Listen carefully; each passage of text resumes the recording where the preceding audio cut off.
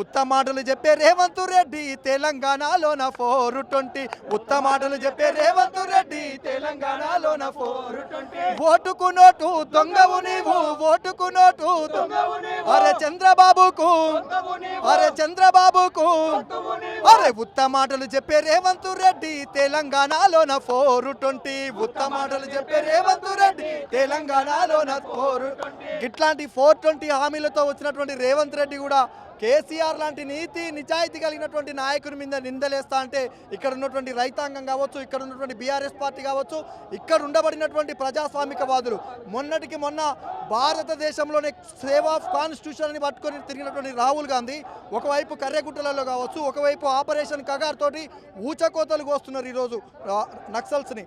కానీ అక్కడ ఎప్పుడు కూడా నోరు తెరవలేదు రాహుల్ గాంధీ. కానీ